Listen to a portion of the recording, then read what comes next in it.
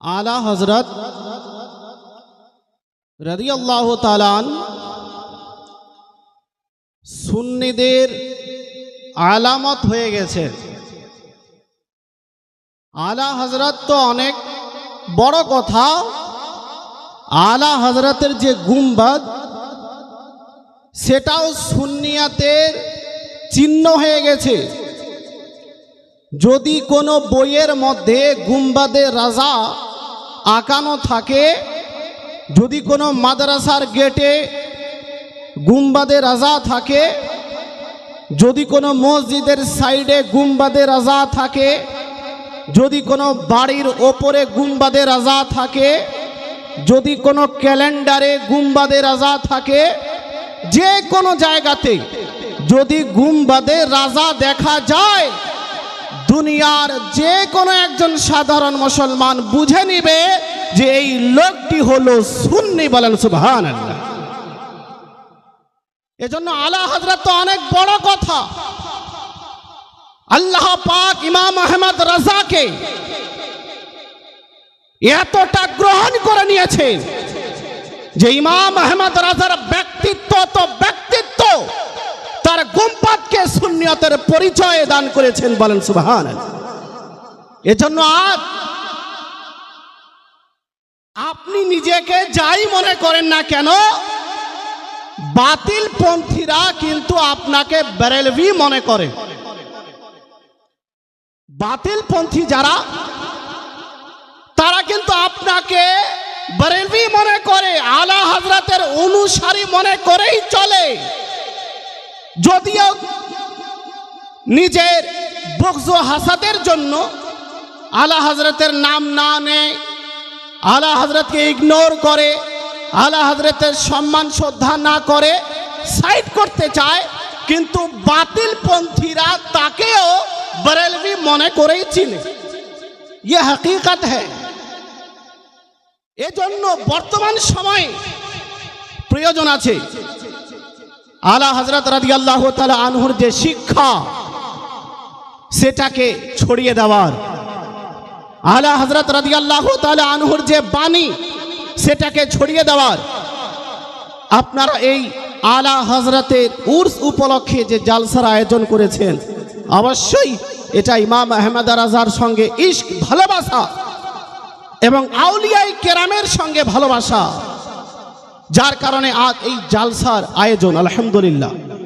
আমি আপনাদের বলি, আজ আমরা মখদুম পাককে ভালোবাসি, হুজুর গরিব নওয়াজকে ভালোবাসি, হুজুর গৌসে পাককে ভালোবাসি, হুজুর সিরাজউদ্দিন আখিয়ে পাককে ভালোবাসি, হুজুর আলাউল পান্ডবীকে ভালোবাসি।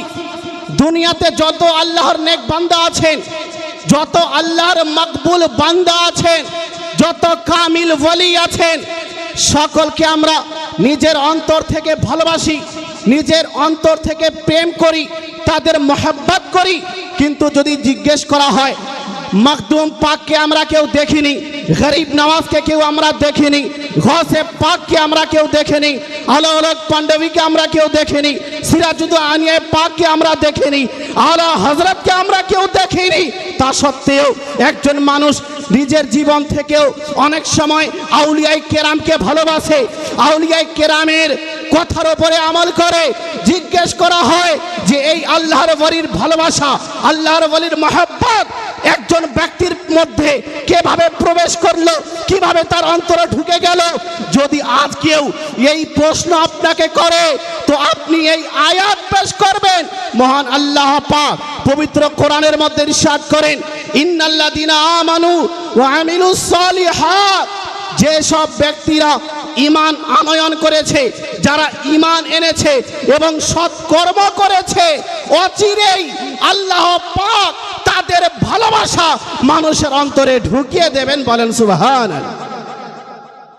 আল্লাহ পাক বললেন যে যারা মুসলমান তার সঙ্গে সৎ কাজ করেছে, ইবাদত বন্দেগীর মাধ্যমে আল্লাহ পাকের সন্তুষ্টি অর্জন করেছে, রাসূলের সুন্নতের উপরে আমল করেছে, আল্লাহর নৈকট্য অর্জন করেছে, যারা ওয়ালি ওয়ালায়াত আল্লাহ যাদেরকে দান করেছেন, এদেরকে সাধারণ বান্দা মনে করিও না, এদের ভালোবাসা স্বয়ং আল্লাহ মানুষের অন্তরে ঢুকিয়ে দিয়েছেন। বলেন সুবহানাল্লাহ। এই আয়াতের ব্যাখ্যায় তাফসীর স্বরূপ একটি হাদিস আপনাদের শোনাই। হাদিসটি বর্ণিত হয়েছে বুখারী শরীফ প্রথম খণ্ড পেজ নম্বর 456 মধ্যে। রাসূল করিম সাল্লাল্লাহু তাআলা আলাইহি ওয়াসাল্লাম বলেন, ইদা আহাব্বাল্লাহুল আবদা, আল্লাহ পাক যখন কোনো বান্দাকে পছন্দ করে নেন, আল্লাহ পাক যখন কোনো বান্দাকে ভালোবাসেন, নাদা জিবরিল আন্নাল্লাহ ইউহিব্বু ফুলানা, আল্লাহ পাক জিবরিলকে আওয়াজ দেন, হে জিবরিল, আমি আল্লাহ আমি অমুক বান্দাকে ভালোবাসি, ফাআহবিবহু, সুতরাং তুমিও ওই বান্দাকে ভালোবাসো। বলেন সুবহানাল্লাহ। ফায়ুহিব্বুহু জিবরিল, হযরতে জিবরিল আলাইহিস সালাম তাকে ভালোবাসতে আরম্ভ করেন। ফায়ুনাদি জিবরিল ফি আহলিস সামা, তারপরে আসমানি জগতে যত ফেরেশতা আছেন, হযরতে জিবরিল ওই ফেরেশতাদের নিকটে আওয়াজ দেন এবং বলেন, ইন্নাল্লাহ ইউহিব্বু ফুলানা ফাহিব্বুহু, হে ফেরেশতারা শোনো, আল্লাহ পাক অমুক বান্দাকে ভালোবাসে, অমুক বান্দাকে পছন্দ করে, সুতরাং তোমরা অমুক বান্দাকে পছন্দ করো, অমুক বান্দাকে ভালোবাসো। ফায়ুহিব্বুহু আহলুস সামা, সুতরাং আসমানি জগতে যত ফেরেশতা রয়েছেন সকলেই ভালোবাসতে আরম্ভ করেন। শুধু ফেরেশতারাই নয়, তারপরে রাসূল করিম বলেন, সুম্মা ইউদাউ লাহুল কাবুল ফিল আরদ, তারপরে এই জমিনে যত মানুষ বসবাস করে, যে কোনো ধর্মের হোক না কেন, সকলের অন্তরে আল্লাহ পাক ওই নেক বান্দার ভালোবাসাকে ঢুকিয়ে দেন। বলেন সুবহানাল্লাহ। এই জন্যই আজ গরিব নামাজের দরবারে যেমন মুসলমানদের দেখতে পাওয়া যায়, অমুসলিমদের দেখতে পাওয়া যায়, মাখদুম পাকের দরবারে মুসলমানদের যেরূপভাবে দেখতে পাওয়া যায়, অমুসলিমদের দেখতে পাওয়া যায়, আলা হযরতের দরবারে মুসলমানদের দেখতে পাওয়া যায়, অমুসলিমদের দেখতে পাওয়া যায়। এর কারণ হলো রাসূল করিম বুখারীর মধ্যে বলেছেন, আল্লাহ পাক যখন কোনো বান্দাকে পছন্দ করে নেন, ভালোবেসে ফেলেন, আল্লাহ পাক ওই নেক বান্দার ভালোবাসা জগৎবাসীর অন্তরে প্রবেশ করিয়ে দেন। বলেন সুবহানাল্লাহ। এজন্য আজ আমরা যে আউলিয়ায়ে কেরামকে ভালোবাসি, তো এটা আল্লাহ পাকের প্রদত্ত নেয়ামত। আল্লাহ পাক আমাদের অন্তরে এই আল্লাহর নেক বান্দাদের ভালোবাসা ঢুকিয়েছেন। আজ যেহেতু আলা হযরত রাদিয়াল্লাহু তাআলা আনকে কেন্দ্র করে এই প্রোগ্রাম, এজন্য মনে করলাম আলা হযরত রাদিয়াল্লাহু তাআলা আন সম্পর্কে আমি কিছু বলবো। খুবই দুঃখের বিষয়, আলা হযরত রাদিয়াল্লাহু তাআলা আনহুর দুনিয়া থেকে যাওয়ার কতদিন হলো? আলা হযরতের ইন্তেকাল হওয়ার কতদিন হলো? হ্যাঁ, আপনারা আমাদের উলামা ইকরাম তো সব জানেন। কততম উরস এটা? 107। 107তম উরস আমরা পালন করছি। কিন্তু দুঃখের বিষয় যে আলা হযরতকে এখনো আমরা ভালোভাবে চিনতে পারিনি, এটা বাস্তব কথা। আলা হযরতের ব্যক্তিত্ব কি, আলা হযরতের জাত কি, আলা হযরত কে ছিলেন, এখনো আমরা আলা হযরতকে সঠিকভাবে চিনতে পারিনি। এজন্য আজ অনেকেই মনে করে আলা হযরত কি ছিলেন, উনি একজন মৌলভী সাহেব ছিলেন। আলা হযরত একজন মৌলভী সাহেব ছিলেন, উনি মুস্তাফা জানের রহমত পে লাখো সালাম লিখেছেন, কাফির দেওবন্দীদের উপরে কুফরের ফতোয়া দিয়েছেন, মহিলাদের মাজারে যেতে নিষেধ করেছেন। এই কয়েকটি কথা মানুষ আলা হযরত সম্পর্কে সাধারণত জানে, কিন্তু আলা হযরতের ব্যক্তিত্ব যে কত মহান, আলা হযরত যে কত জ্ঞানী, আলা হযরত যে কত বড় গবেষক, আলা হযরত যে কত বড় মুনাজির, আলা হযরত যে কত বড় লেখক, আলা হযরত যে কত বড় সুফি, আলা হযরত যে কত বড় আল্লাহর ওলি, এ সম্পর্কে মানুষ পুরোপুরিভাবে অবগত নয়।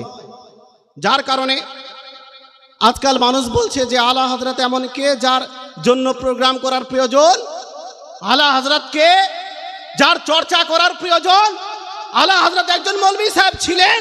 আরে শোনো, ইমাম আহমদ রাজাকে আজ ইনশাআল্লাহুল আজিজ, সময় তো খুব বেশি না, মোটামুটি 1 ঘন্টা, আলা হযরত এর ব্যক্তিত্বকে নিয়ে যদি আলোচনা করা যায়, প্রত্যেকটি পার্টে কয়েক ঘন্টা সময় লাগবে।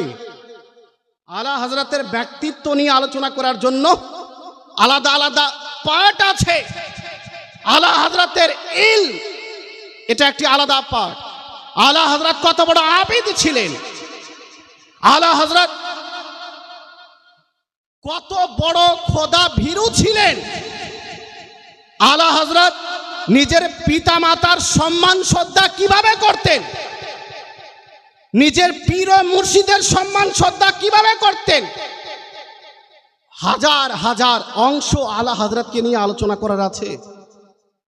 আমি তার মধ্যে কয়েকটি বিষয় ইনশাআল্লাহুল আজিজ আলোচনা করব। সর্বপ্রথম কোরআন থেকে যে আয়াতে কারিমা তেলাওয়াত করেছি, আল্লাহ পাক বলেন, যাকে হিকমত প্রদান করা হয়েছে তাকে প্রচুর কল্যাণ প্রদান করা হয়েছে। হিকমত, মনোযোগ দিবেন, আল্লাহ পাক বললেন যাকে হিকমত প্রদান করা হয়েছে তাকে প্রচুর কল্যাণ দেওয়া হয়েছে। হিকমত মানে কি?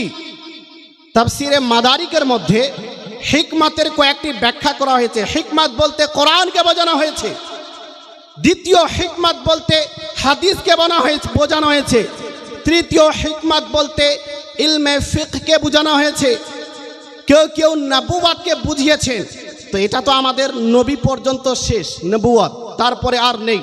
কিন্তু কোরআনের মধ্যে দক্ষতা, হাদিসের মধ্যে দক্ষতা, ফিকহ শাস্ত্রের মধ্যে দক্ষতা, এটা কিয়ামত পর্যন্ত জারি থাকবে। আমি বলতে চাই যে এই হিকমত ব্যাপারে আল্লাহ পাক কোরআনের মধ্যে বললেন, যাকে হিকমত প্রদান করা হয়েছে তথা কোরআনের গভীর জ্ঞান দান করা হয়েছে, হাদিসের গভীর জ্ঞান দান করা হয়েছে, ফিকহ শাস্ত্রের গভীর জ্ঞান দান করা হয়েছে, এই রকম ব্যক্তিকে আল্লাহ পাক প্রচুর কল্যাণ দান করেছেন। বলেন সুবহানাল্লাহ। এবার আমি দেখব যে আলা হযরত ইলমুল কোরআনে কত বড় পারদর্শী ছিলেন, কত মাহির ছিলেন, কোরআন সম্পর্কে উনার কতটা জ্ঞান ছিল। কয়েকটি বিষয়, ইলমুল কোরআন, ইলমুল হাদিস, ইলমুল ফিকহ এবং সায়েন্সে আলা হযরত রাদিয়াল্লাহু তাআলা আনহুর কত দক্ষতা ছিল। আমি চাইলে বিভিন্ন বিষয়ে কিন্তু কথা বলতে পারবো, আলহামদুলিল্লাহ এক্সপেরিয়েন্স আমার আছে। কিন্তু আজ আমি চাই যে আলা হযরতের পরিচয় আপনাদের সামনে একটু তুলে ধরার চেষ্টা করি, কারণ আলা হযরতকে এখনো আমরা ভালোভাবে জানি না যে আলা হযরতের ব্যক্তিত্ব কি। এজন্য আলা হযরতের সম্পর্কে কিছু গুরুত্বপূর্ণ কথা। ইলমুল কোরআন সম্পর্কে আলা হযরতের কত জ্ঞান ছিল, এই কোরআনে আলা হযরত কত মাহির ছিলেন আপনাদেরকে শোনাই। তার পূর্বে একবার আসুন সকলে মিলে রাসূল করিম সাল্লাল্লাহু তাআলা আলাইহি ওয়াসাল্লামের উপরে ভক্তি ভরে মহব্বতের সঙ্গে দরুদ পাঠ করি, এই উদ্দেশ্যে যে রাসূল করিম সাল্লাল্লাহু আলাইহি ওয়াসাল্লাম পবিত্র হাদিস শরীফের মধ্যে বলেন, মান সাল্লা আলাইয়া সালাতান ওয়াহিদা সাল্লাল্লাহু আলাইহি আশারা সালাওয়াত, যে ব্যক্তি আমার উপরে একবার দরুদ পাঠ করে আল্লাহ পাক তার উপরে 10টি রহমত অবতীর্ণ করেন। বলেন সুবহানাল্লাহ। একবার দরুদ পাঠ করলে 10টি রহমত। তারপরে নবী সাল্লাল্লাহু আলাইহি ওয়াসাল্লাম বললেন, হুত্তাত আনহু আশারু দারাজাত, তার 10টি গুনাহকে ক্ষমা করে দেওয়া হবে। ওয়া রুফিআত লাহু আশারু দারাজাত, এবং তার সঙ্গে তার 10টি মর্যাদা আল্লাহ পাক বৃদ্ধি করে দেবেন। বলেন সুবহানাল্লাহ। এজন্য রাসূল কারীমের মহব্বত ভালোবাসা অন্তরে রেখে উচ্চ স্বরে দুরূদ পাঠ করি, পড়ুন আল্লাহুম্মা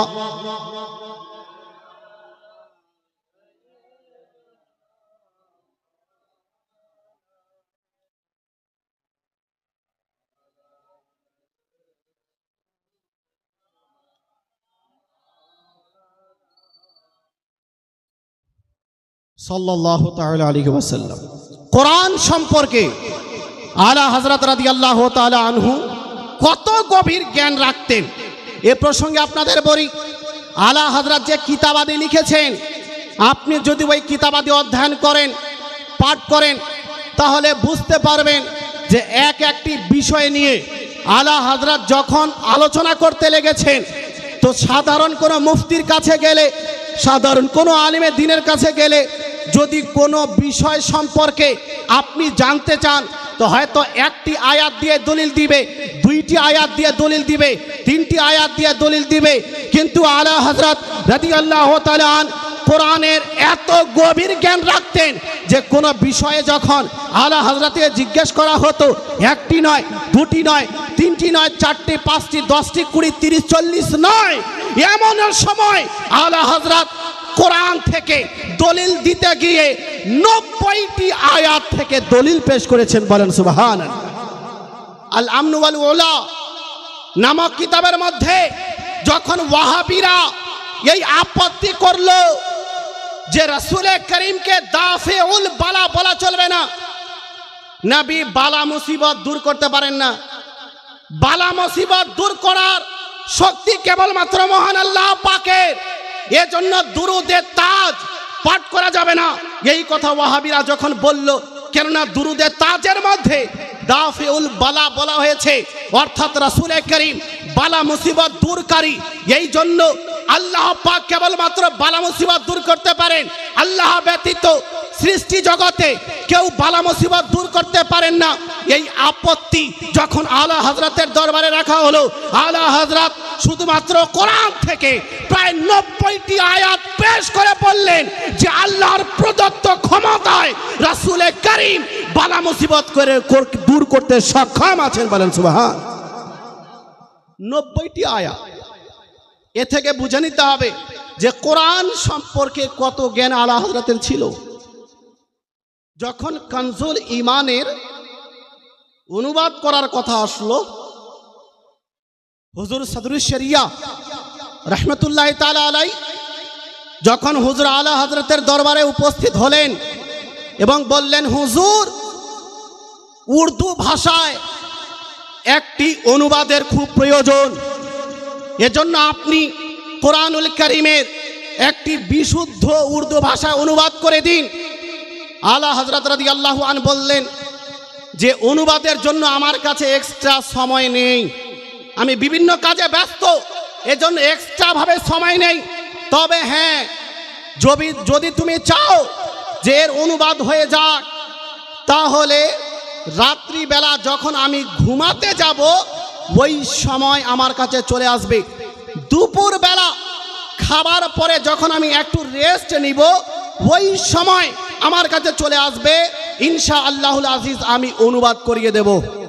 কোরআন সম্পর্কে আলা হযরতের কত গভীর জ্ঞান ছিল, এ থেকে অনুমান করতে পারেন যে হুজুর সদরুশ শরিয়া কোরআন শরীফ নিয়ে উপস্থিত হতেন, একদিক থেকে আয়াত তেলাওয়াত করতেন, আলা হযরত সঙ্গে সঙ্গে কোরআনুল কারীমের ওই আয়াত সমূহের অনুবাদ করে দিতেন। বলেন সুবহানাল্লাহ। আমরা যদি আরবি ভাষায় কোনো কিতাবের অনুবাদ করি, তো অনেক সময় ডিকশনারি নিয়ে বসি, লুগাত নিয়ে বসি, বিভিন্ন কিতাবাতে নিয়ে বসি, অনুবাদ করতে হবে, অনুবাদ যেন বিশুদ্ধ হয়। কিন্তু আলা হযরত এত গভীর জ্ঞানের মালিক ছিলেন যে কোরআনের আপনার অনুবাদ করছেন কোন লুগাতকে সামনে রেখে নয়, কোন অভিধানকে সামনে রেখে নয়, কোন ডিকশনারিকে সামনে রেখে নয়, কোন তাফসীরের কিতাবকে সামনে রেখে নয়, নরমাল অবস্থায় আলা হযরত যেমন থাকতেন তদ্রূপ নরমাল অবস্থায় কানজুল ঈমান অনুবাদ আকারে আমাদেরকে দান করেছেন। বলেন সুবহানাল্লাহ। কত গভীর জ্ঞানের মালিক হলে এত বড় কাজ করা সম্ভব হয়। তারপরে হুজুর মুহাদ্দিস আজমে হিন্দ সৈয়দ মুহাম্মদ আশরাফি রাদিয়াল্লাহু তাআলা আনহু উনি বলেন যে আলা হযরত যে অনুবাদ করেছেন কানজুল ঈমান, এই কানজুল ঈমানের উপমা পূর্বে না আরবি ভাষায় আছে, না ফার্সি ভাষায় আছে, না উর্দু ভাষায় আছে। আলা হযরত যে অনুবাদ করেছেন এর উদাহরণ দেওয়া যাবে না, এর উপমা দেওয়া যাবে না, উদাহরণহীন হলো কানজুল ঈমান। বলেন সুবহান। শুধু তাই না, হুজুর মুহাদ্দিস আজম হিন্দ বললেন যে আলা হযরত অনুবাদ করার সময় যেই শব্দকে যেই জায়গায় রেখেছেন অনুবাদ হিসাবে, সেই শব্দ ছাড়া সেই জায়গাতে অন্য কোনো শব্দ রাখাই যাবে না। বলেন সুবহানাল্লাহ। এত সুন্দর অনুবাদ। হুজুর মুহাদ্দিস আজম হিন্দ বললেন যে এটা তো উর্দু ভাষার রুহে কোরআন। একজন ব্যক্তি যদি ট্রান্সলেট পড়ছে, কানজুল ঈমান পড়ছে উর্দু ভাষায়, হুজুর মুহাদ্দিস আজম হিন্দ বলছেন সে বাস্তবে উর্দু ভাষায় কোরআন পড়ছে। বলেন সুবহানাল্লাহ। কেননা আলা হযরত যে অনুবাদ করেছেন এটা বাস্তবে এমন অনুবাদ যেটাকে তাফসীরকে সামনে রেখে করা হয়েছে, এমন অনুবাদ যেই অনুবাদ পড়লে মানুষের ঈমান তাজা হয়ে যায়। মুসলমান, আলা হযরত সম্পর্কে অনেকেই জানে না যে প্রায় 16টি তাফসীরের কিতাব হাসিয়া রূপে আলা হযরত লিপিবদ্ধ করেছে। মাদারিকের উপরে আলা হযরতের হাসিয়া, আল ইতকান ইমাম সুয়ুতির কিতাব তার উপরে আলা হযরতের হাসিয়া, তাফসীরে খাজিনের উপরে আলা হযরত হাসিয়া লাগিয়েছেন। তৎসঙ্গে আল্লামা হানিফ খান রাজভী বরেলভী উনি একটি কিতাব রচনা করেছেন, সংকলন করেছেন আলা হযরতের কিতাবাদি থেকে জামিউল আহাদিস। সেই কিতাবের 7, 8, 9তম খণ্ডে আলা হযরত রাদিয়াল্লাহু তাআলা আনহুর তাফসীরকৃত 600টি আয়াতের তাফসীর করেছেন। বলেন সুবহানাল্লাহ। নিশ্চিত রূপে আলা হযরতের মধ্যে এত দক্ষতা ছিল, আলা হযরত যদি চাইতেন 100 খণ্ডে কোরআনের তাফসীর করতে পারতেন, কিন্তু আলা হযরত বিভিন্ন কাজে ব্যস্ত থাকার কারণে এই কিছু আয়াতের তাফসীর এই জগৎকে দিয়ে গেছেন এবং প্রমাণ করেছেন আলা হযরতকে তোমরা দেখে নাও, আমি যদি চাইতাম কয়েক খণ্ডে আপনার কোরআনুল কারীমের তাফসীর করে দিতে পারতাম। বলেন সুবহান।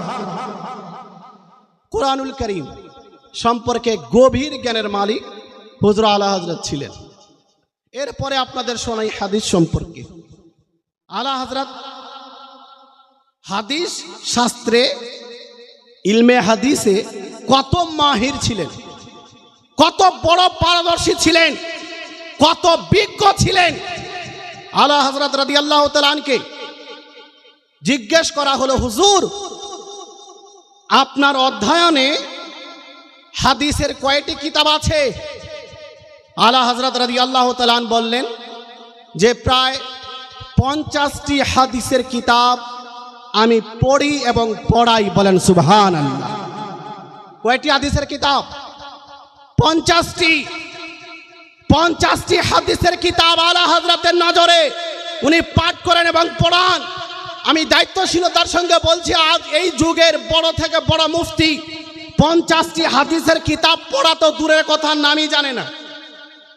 বড় থেকে বড় মুফতি পড়া তো দূরের কথা, নাম জানে না। শুধু আলা হযরত এই 50টি হাদিসের কিতাব পর্যন্ত সীমাবদ্ধ ছিলেন না, বরং আল্লামা হানিফ খান রাজভী বরেলি শরীফ উনি যে একটি একাডেমি তৈরি করেছেন, আল ইমাম আহমদ রাজা একাডেমি, সেই একাডেমি থেকে আলা হযরতের লিখিত কিতাবাদি প্রকাশ করেন। আল্লামা হানিফ সাহেব লিখেছেন যে আমি যখন আলা হযরতের কিতাবাদি পাঠ করতে আরম্ভ করলাম, আলা হযরতের কিতাব অধ্যয়ন করতে লাগলাম, তো আমি দেখলাম যে আলা হযরত যত হাদিসের কিতাব থেকে দলিল পেশ করেছেন তার সংখ্যা প্রায় 400। বলেন সুবহান। কত? 400 হাদিসের কিতাব। আলা হযরত যে রেফারেন্স প্রদান করেছেন হাদিসের কিতাব থেকে তার সংখ্যা প্রায় 400। এত বড় গভীর জ্ঞানের মালিক ছিলেন ইমাম আহমদ রাজা। হুজুর মুহাদ্দিস আজম হিন্দ রাদিয়াল্লাহু তাআলা আনহু বলেন যে ইলমে হাদিসে আলা হযরত এত বিজ্ঞ ছিলেন, এত দক্ষ ছিলেন, এত পারদর্শী ছিলেন যে ফিকহে হানাফির যে মাসআলা মাসাইল এর ভিত্তিতে যত হাদিস আছে ওই সমস্ত হাজার হাজার হাদিস সব সময় আলা হযরতের চোখের সামনে থাকতো। বলেন সুবহানাল্লাহ। শুধু হাদিস নয়, যারা তাদিল সম্পর্কে, উসুলে তাখরিজ সম্পর্কে পুরোপুরি জ্ঞান আলা হযরত রাখতেন। লক্ষ লক্ষ হাদিসের মধ্যে আলা হযরতের দৃষ্টিশক্তি ছিল। মুসলমান বলতে চাই যে আলা হযরত রাদিয়াল্লাহু তাআলা আন সম্পর্কে অনেকেই জানে না যে হাদিসের কত বড় পণ্ডিত ছিলেন। উনি সিহাহে সিত্তার ওপরে হাসিয়া লিখেছেন, আবু দাউদ ব্যতীত। বুখারীর ওপরে আলা হযরতের হাসিয়া, মুসলিম শরীফের ওপরে আলা হযরতের হাসিয়া আছে, তিরমিজি শরীফের ওপরে আলা হযরত হাসিয়া লাগিয়েছেন, নাসাই শরীফের মধ্যে আলা হযরত হাসিয়া লাগিয়েছেন, ইবনে মাজার মধ্যে আলা হযরত হাসিয়া লাগিয়েছেন, মুসনাদে আহমদ বিন হাম্বলের মধ্যে আলা হযরত হাসিয়া লাগিয়েছেন, তারপরে কানজুল উম্মালের মধ্যে আলা হযরত হাসিয়া লাগিয়েছেন, কিতাবুল আসারের মধ্যে আলা হযরত হাসিয়া লাগিয়ে দিয়েছেন। এই সমস্ত কিতাব সহ আরো একাধিক কিতাবের মধ্যে আলা হযরত আরবি ভাষায় হাসিয়া লিখেছেন। এ থেকে বোঝা দরকার, এ থেকে অনুমান করা উচিত যে ইলমে হাদিসে আলা হযরত কত বড় মাহির ছিলেন, কত বড় পারদর্শী ছিলেন। বলেন সুবহান। ইলমে হাদিস সম্পর্কে যদি বলা যায় আরো অনেক বলা যাবে, কিন্তু আপনাদের আমি আজ শুধুমাত্র বোঝাচ্ছি ভালোভাবে। যারা হযরতকে ছোট মোটো কোনো মৌলবি মনে করিয়েন না। আলা হযরতের দক্ষতা সম্পর্কে হুজুর সদরুল্লাহ ফাজিল রাহমাতুল্লাহ তাআলা আলাইহি বলেন যে ইমাম আহমদ রাজা যুগের শ্রেষ্ঠ ফকিহ ছিলেন। এমন একজন ফকিহ যার নিকটে বিশ্ব থেকে প্রশ্ন আসতো এবং আলা হযরত ওই সমস্ত প্রশ্নের জবাব দিতেন। বলেন সুবহানাল্লাহ। কেউ মনে করে যে আলা হযরতের প্রচার আলা হযরতের যুগে ছিল না, আলা হযরত নিজের যুগে পরিচিত হননি, আলা হযরত নিজের যুগে প্রসিদ্ধ ছিলেন না। কিন্তু আমি বলতে চাই যে হুজুর আলা হযরত ফাতাওয়া রাজাবিয়ার মধ্যে নিজে লিখেছেন যে অধমের কাছে ভারতবর্ষ, তখন পাকিস্তানও ছিল, বাংলাদেশে ছিল। আলা হযরত বলেন যে অধমের নিকটে পাকিস্তান সহ বাংলাদেশ সহ যে অখণ্ড ভারত, এই অখণ্ড ভারত থেকে ইস্তিফতা আছে, প্রশ্ন আছে। তৎসঙ্গে ভারতের যে নিকটবর্তী দেশ চীন, সেই চীন থেকে আমার কাছে প্রশ্ন আছে। এমনকি আমেরিকা, আফ্রিকা থেকে প্রশ্ন আছে। শুধু তাই না, রাসূলে কারীমের পছন্দনীয় শহর মক্কাতুল মুকাররমা, মদিনাতুল মুনাওয়ারা থেকে আমার কাছে প্রশ্ন আছে। আর এত বেশি প্রশ্ন আমার নিকটে আছে যে এক এক সময়ে 500 প্রশ্ন জমা হয়ে যায়। বলেন সুবহান। কত প্রশ্ন? 500। এটা আলা হযরত যদি নিজের যুগে প্রসিদ্ধ না থাকতেন, আলা হযরতকে দুনিয়া যদি না জানতো, প্রশ্ন কিভাবে আসছে আলা হযরতের দরবারে? অনেকেই মনে করে যে প্রসিদ্ধ ছিলেন না, পরে কিছু বক্তা আলা হযরতের প্রচার করেছে। না, ইমাম আহমদ রাজার ব্যাপারে মক্কা শরীফের মধ্যে হযরত সৈয়দ উলুবি মালিকি রাহমাতুল্লাহি আলাইহি বলেন, নারিফু বিতাসনিফাতিহি ওয়া তালিফাতিহি। হে জগৎবাসী শোনো, আমরা ইমাম আহমদ রাজাকে তার কিতাবাতির জন্য জানি।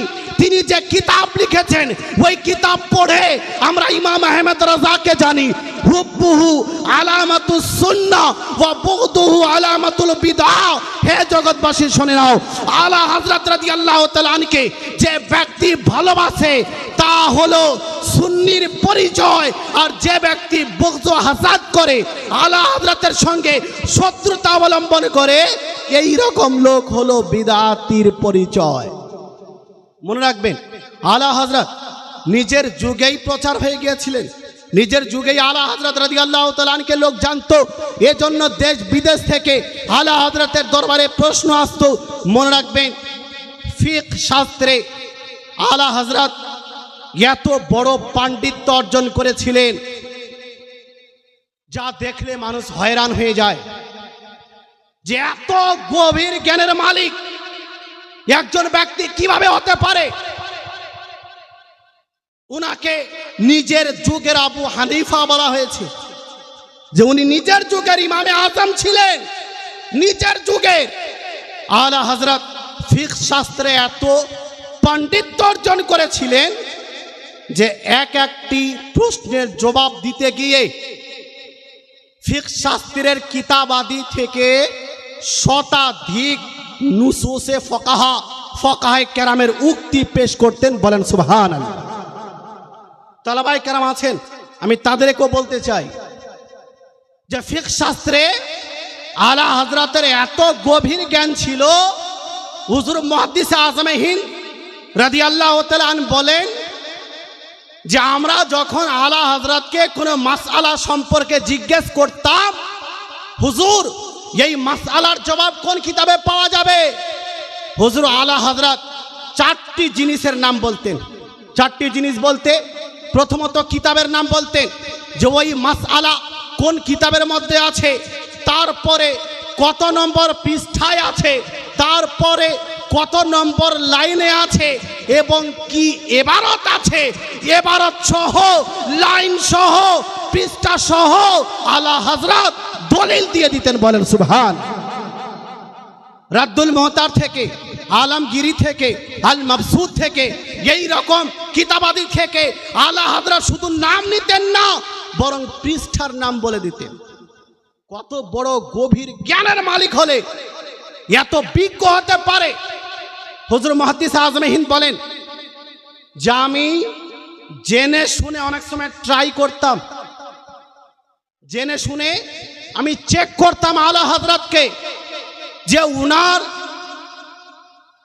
এত বোধশক্তি, এত মুখস্থ বিদ্যা, যে কোনো সময় তো মিস্টেক হবে, কোনো জায়গাতে পৃষ্ঠায় মিস্টেক হবে, এবারতে মিস্টেক হবে, কোথাও তো হবে। আমি জেনে শুনে প্রয়োজন না পড়ার পরেও আলা হযরতের দরবারে গিয়ে জিজ্ঞেস করতাম, হুজুর এই মাসআলা কোথায় পাবো? সঙ্গে সঙ্গে আলা হযরতের কিতাবের নাম বলতেন, পৃষ্ঠা নম্বর বলতেন, লাইন নম্বর বলতেন, আরবি ইবারত পড়ে বলে দিতেন। বাস্তবে আপনার কি বলে ঠিক মিলে যেত পরক্ষণে। হুজুর মুহাদ্দিস আজমে হিন্দ বলেন যে আমি এটা চেক করতাম, কিন্তু খোদার কসম কোনদিন আলা হযরতের হাওয়ালা কোন দিক থেকে ভুল হয়নি। বলেন সুবহান। এত বড় পারদর্শী ছিলেন ফিকহ শাস্ত্রের মধ্যে। আলা হযরত রাদিয়াল্লাহু তাআলা যখন মক্কা শরীফে গেলেন,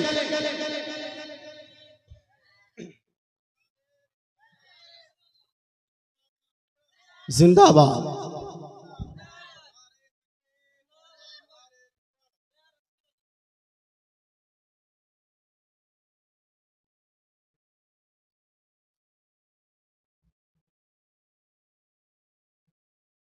বসে যান। প্রধান বক্তা উপস্থিত হয়ে গেছেন। আমি কিছুক্ষণের মধ্যে ইনশাআল্লাহ বক্তব্য সমাপ্তি করব। তো আলা হযরত ফিকহ শাস্ত্রে এত গভীর জ্ঞানের মালিক, যখন আলা হযরত ফিকহ শাস্ত্রে কিতাবাদি লিখতে আরম্ভ করেন, ইমাম আহমদ রাজা 100 থেকে 150 পর্যন্ত জুজইয়া নিজের কিতাবের মধ্যে নকল করে দিতেন। যেমন আপনি উঠিয়ে দেখুন জুবদাতুজ জাকিয়া লি তাহরিমি সুজুদি তাহিয়া, যখন আলা হযরত লিখতে আরম্ভ করলেন 100-র বেশি ফিকহ শাস্ত্র থেকে জুজইয়া পেশ করে প্রমাণ করেছেন যে সম্মানার্থেও কাউকে সাজদা করা চলবে না। এই রকম গভীর জ্ঞানের মালিক আলা হযরতের যে লিখিত কিতাব, এর সংখ্যা 1400, প্রায় 1500। আমাদের উলামায়ে কেরাম বলেন 1000 থেকে বেশি। আল্লামা আব্দুস সাত্তার হামদানি উনি 1400 কিতাবের কথা বলেছেন। জামিউল হাদিসের মধ্যে উনার অভিমত আছে। ওই অভিমতে লিখতে গিয়ে বলেছেন আলা হযরত রাদিয়াল্লাহু তাআলা 1400 কিতাবের রাইটার। বলেন সুবহানাল্লাহ। আজ পর্যন্ত ভারতবর্ষের মাটিতে জন্মগ্রহণ করেনি কেউ যে 1400 কিতাব লিখেছেন। আলা হযরতকে আজ যারা মৌলবি মনে করে, শোনো, আলা হযরত নিজের যুগের সর্বশ্রেষ্ঠ ফকিহ ছিলেন, মুজাদ্দিদে আজম ছিলেন, সর্বশ্রেষ্ঠ মুফাসসির ছিলেন, সর্বশ্রেষ্ঠ গবেষক ছিলেন, সর্বশ্রেষ্ঠ মুনাজির ছিলেন, আল্লাহ আউলিয়া কামিল ছিলেন। এই জন্য আলা হযরত সম্পর্কে কথা বলার জন্য আগে ভাবতে হবে আলা হযরত সম্পর্কে শুধু আমাদের ভারতবর্ষের উলামায়ে কেরাম নয়, বরং মক্কা মদিনার উলামায়ে কেরাম নিজের মাথা পর্যন্ত ইলমের কারণে নত করেছেন আলা হযরতের দরবারে। আলা হযরত এত বড় আলিমে দ্বীন ছিলেন, যখন মক্কা শরীফে আলা হযরত রাদিয়াল্লাহু তাআলা আনহু গেলেন, ওয়াহাবিদের পক্ষ থেকে কয়েকটি প্রশ্ন দেওয়া হলো যে এই আলা হযরত হলো সেই লোক যে এই আকীদা রাখে আল্লাহ পাক নিজের নবীকে ইলমে গায়ব দান করেছেন, নবী ইলমে গায়ব সম্পর্কে অবগত। এই জন্য আলা হযরতকে প্রশ্ন করা হোক, দেখা যাক উনার কাছে দলিল আছে কিনা। যখন আলা হযরতের দরবারে এই প্রশ্ন রাখা হলো যে রাসূল করিম সাল্লাল্লাহু আলাইহি ওয়াসাল্লাম ইলমে গায়ব সম্পর্কে অবগত কিনা, তখন আলা হযরত অসুস্থ অবস্থা ছিলেন প্রায়, তা সত্ত্বেও আলা হযরত যখন নিজের জ্ঞানকে প্রকাশ করার ইচ্ছা করলেন, তো 8 ঘন্টার মধ্যে আদ-দাওলাতুল মাকিয়া বিল মাদাতিল গায়বিয়া প্রায় 300 পেজের আরবি ভাষা কিতাব বিনা কোনো কিতাবে, কোনো লাইব্রেরিতে না গিয়ে নিজের মুখস্থ বিদ্যাকে সামনে রেখে এত বড় একটি কিতাব রচনা করে প্রমাণ করে দিলেন যে আমি আলা হযরত যেই আকীদা রাখি আল্লাহ পাক নিজের হাবিবকে ইলমে গায়ব দান করেছেন, এটা কোরআন থেকে প্রমাণিত, সহিহ হাদিস থেকেও প্রমাণিত। বলেন সুবহান। আলা হযরত এই রকম ভাবে বহু অসংখ্য কিতাব লিখে রেখেছেন। সময় হয়ে গেল, লাস্ট কথা আপনাদের বলে শেষ করি। আজ অনেকেই আছে যারা আলা হযরতের উপরে অপবাদ দেয় যে সুন্নিদের মধ্যে যে সমস্ত বিদআত প্রচলিত, এর প্রচারক হলেন আলা হযরত ইমাম আহমদ রাজা, নাসির হলেন আলা হযরত, উনি এই বিদআতের প্রচার প্রসার করেছেন, নাউজুবিল্লাহ। আজ সুন্নিরা মাজারে গিয়ে সাজদা করে, এটা আলা হযরতের দেওয়া শিক্ষা। তাওয়াফ করে, এটা আলা হযরতের দেওয়া শিক্ষা। মহিলারা মাজারে যায়, এটা আলা হযরতের দেওয়া শিক্ষা। মাজারে অন্যান্য জায়গাতে যে বিদআত করা হয়, এটা আলা হযরতের দেওয়া শিক্ষা, নাউজুবিল্লাহ মিন যালিক। কিন্তু মনে রাখবেন, এটা 100% আলা হযরতের উপরে অপবাদ। খোদার কসম করে বলি, আলা হযরত শিরক ও বিদআতের প্রচারক ছিলেন না, বরং আলা হযরত শিরক ও বিদআতের বিনাশক ছিলেন। বলেন সুবহান। আলা হযরত সুস্পষ্টভাবে ফতোয়া প্রদান করলেন, মাজারে গিয়ে সম্মানার্থে হোক কোনো পীরকে, কোনো দরবারকে সাজদা করা যাবে না, আল্লাহর ওয়ালিকে সাজদা করা যাবে না। এই যে অপবাদ ওয়াহাবিরা দিচ্ছে যে আলা হযরত নাউজুবিল্লাহ সাজদা করার কথা বলেছেন, আরে শয়তান শোনো, আলা হযরতের কিতাব পাঠ করো। আলা হযরত লিখে দিয়েছেন আয-যুবদাতু যাকিয়া লিতাহরিমি সুজুদি তাহিয়া, 40টি হাদিস নকল করে শতাধিক জুজইয়া ফিকহ শাস্ত্রের কিতাব থেকে উক্তি নকল করে প্রমাণ করেছেন, যদি কেউ আল্লাহ মনে করে ইবাদতের উদ্দেশ্যে কোনো পীরকে কোনো মাজারে গিয়ে সাজদা করে, সে মুশরিক হয়ে যাবে, কাফির হয়ে যাবে। আর যদি সম্মানার্থে সাজদা করে, তবুও সম্মানার্থে সাজদা করা হলো হারাম। তো এরা কোন মুখ দিয়ে আলা হযরতের উপরে অপবাদ দেয়? আলা হযরত বলেন তাওয়াফ এটা কেবলমাত্র কাবা শরীফের সঙ্গে নির্দিষ্ট, কাবা বাদ দিয়ে কোনো জায়গার তাওয়াফ করা যাবে না। তাওয়াফ করা সম্পূর্ণভাবে এই মাজারের হোক, খানকাহের হোক, অন্য কোনো জায়গার হোক, কাবা বাদ দিয়ে সম্পূর্ণভাবে তাওয়াফ করা হারাম। আজ যে কিছু লোক এই তাওয়াফ করে, এটা আলা হযরতের দেওয়া শিক্ষা নয়, আলা হযরত সরাসরিভাবে এটাকে নিষেধ করেছে। তৎসঙ্গে মহিলারা মাজারে যায়, এরা বলে আলা হযরতের দেওয়া শিক্ষা, নাউজুবিল্লাহ। না না, ইমাম আহমদ রাজা একটি কিতাব পর্যন্ত রচনা করে দিয়েছেন, মহিলাদের ক্ষেত্রে মাজারে যাওয়ার নিষেধ, চলবে না। মনে রাখবেন, যেই সমস্ত কুকর্ম আজ প্রচলিত, আলা হযরত এই সমস্ত বিদআতকে, এই সমস্ত কুসংস্কারকে নিজের কিতাব ফাতাওয়া রাসবিয়ার মধ্যে নিষেধ করেছেন। যদি কেউ করে, সেটা তার পার্সোনাল ভুল, আলা হযরতের ওপরে এই রকম আরোপ করা চলবে না। এজন্য মুসলমান, আলা হযরত সম্পর্কে বহু বলার আছে। উনি শুধু আলিম ছিলেন না, বিশাল বড় বৈজ্ঞানিক ছিলেন। কি মনে করেন? সময় হয়ে গেছে, আমি বাড়াচ্ছি না। লাস্ট কথা, আলা হযরত বিশাল বড় সায়েন্টিস্ট ছিলেন, বিশাল বড় বৈজ্ঞানিক ছিলেন। অনেকেই হয়তো জানে না, শুধু বৈজ্ঞানিক উনি ছিলেন না, বরং এর ওপরে আলা হযরতের কিতাবও আছে। ফজে মুবিন দার রাদ্দ হরকতে জমিন, আলা হযরত কিতাব পর্যন্ত রচনা করেছেন। আপনার কেউ বলে মঈনুল মুবিন কিতাব রচনা করেছেন এবং প্রমাণ করে দিয়েছেন যে বৈজ্ঞানিকরা যেই ধারণা সমাজের মধ্যে প্রচার করেছে যে সূর্য নিজের জায়গায় স্থির আছে, এই পৃথিবী, এই জমিন চারদিকে ঘোরাফেরা করে না, আলা হযরত জ্যোতির্বিদ্যার মাধ্যমে প্রমাণ করেছেন পৃথিবী, এই জমিন, এই আসমান নিজ জায়গাতে স্থির আছে, আর সূর্য নক্ষত্র নিজ কক্ষপথে ঘোরাঘুরি করছে। শুধু কোরআনের আয়াত দিয়েই না, জ্যোতির্বিদ্যার মাধ্যমে আলা হযরত প্রমাণ করেছেন। আজ পর্যন্ত কেউ তার খণ্ডন করতে পারেনি, আর কিয়ামত পর্যন্ত কেউ সেই কিতাবের খণ্ডন করতে পারবে না। এজন্য আলা হযরতকে যেমন তেমন ব্যক্তিত্ব মনে করিয়েন না, উনি ওলিয়ে কামিল ছিলেন। অনেক পয়েন্ট বলার আছে, ঘন্টার ঘন্টা সময় লাগবে আলা হযরতের উপরে বলার জন্য।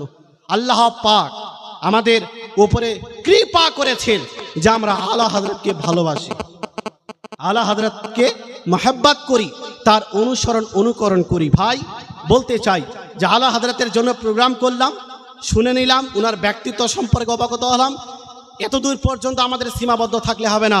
আলা হযরত আমাদের দায়িত্ব দিয়ে গেছেন, তার মধ্যে একটি দায়িত্ব আমি আপনাদের বলি। আলা হযরত বলেছেন বিশেষ কয়েকটি আমি তোমাদের দায়িত্ব দিয়ে গেলাম, 10টি দায়িত্ব। তার মধ্যে একটি হলো বড় বড় মাদ্রাসা যেন খোলা হয়, আজিমুশান মাদারিস কায়েম কি যায়, বড় বড় মাদ্রাসা প্রতিষ্ঠান, বড় বড় মাদ্রাসার প্রতিষ্ঠা করার কথা আলা হযরত বলেছেন। কারণ এই মাদ্রাসা হলো শিক্ষা কেন্দ্র।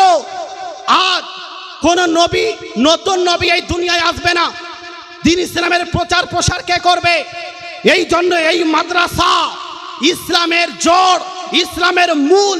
এই জন্য ইমাম আহমদ রাজা সর্বপ্রথম বললেন যেন বেশি বেশি করে মাদ্রাসা নির্মাণ করা হয়।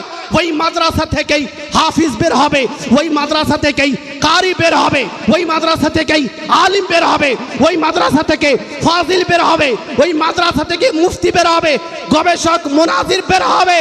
যদি আলিম না হয়, হাফিজ না হয়, কারি না হয়, লেখক গবেষক মুনাজির যদি না হয়, ইসলামের প্রচার কে করবে? ইসলামের প্রসার কে করবে? এই জন্য আলা হযরতের এই কথার উপরে আলহামদুলিল্লাহ আপনারা আমল করেছেন। এত বড় একটি প্রতিষ্ঠান কায়েম করেছেন, যেই প্রতিষ্ঠান থেকে হাজার হাজার ছাত্র গোটা পশ্চিমবঙ্গে শুধু নয়, বরং ভারতের আনাচে কানাচে পৌঁছে দ্বীন ও সুন্নিয়াতের প্রচার প্রসার করছে, শরিয়তের খিদমত করছে, দ্বীন ইসলামের খিদমত করছে। আমি বলতে চাই আলা হযরতের এই উক্তিকে সামনে রেখে যতদূর সম্ভব এই মাদ্রাসাকে আরো উন্নতির দিকে নিয়ে যান। বলেন ইনশাআল্লাহ, বলেন ইনশাআল্লাহ। শুধুমাত্র জলসা করব বাস হয়ে গেল না, আলা হযরত যে কাজ করার কথা বলেছেন আমাদের সেই কাজ করার চেষ্টা করতে হবে, আর ইবাদতের দিকে আমাদের এগিয়ে আসতে হবে। নামাজ সম্পর্কে আলা হযরত বলেন, এক ওয়াক্ত যদি কেউ জেনে শুনে নামাজ ছেড়ে দেয়, ফাতাওয়া রাজবির মধ্যে 9তম খণ্ডের মধ্যে হাজার হাজার বছর তাকে জাহান্নামে থাকতে হবে। যে এটা না যে আমি রেজভি হয়ে গেলাম, আশরাফি হয়ে গেলাম, কালেমি ফাসিহি অমুক সিলসিলার মুরিদ হয়ে গেলাম, আমার দায়িত্ব শেষ, নামাজ পড়ব না। নামাজ কম্পালসারি, এটা পড়তেই হবে। আউলিয়ায়ে কেরামকে ভালোবাসার মানে হলো, মুরিদ হওয়ার মানে হলো আউলিয়ায়ে কেরামের পথে চলা, আউলিয়ায়ে কেরামের অনুকরণ করা। আল্লাহ পাক আমাদের সবাইকে আলা হযরতের গোলাম হিসেবে কবুল করেন এবং সমস্ত আউলিয়ায়ে কেরামের গোলাম হিসেবে কবুল করেন। আমাদের সকলকে আলা হযরতের মিশনের উপরে প্রতিষ্ঠিত থাকার তৌফিক দান করেন, আলা হযরতের মিশনকে এগিয়ে নিয়ে যাওয়ার তৌফিক দান করেন। বলেন আল্লাহুম্মা আমিন। এখান থেকে শেষ করলাম। ওয়ামা আলাইনা ইল্লাল বালাগ। আসসালামু আলাইকুম ওয়া রাহমাতুল্লাহি ওয়া বারাকাতুহু।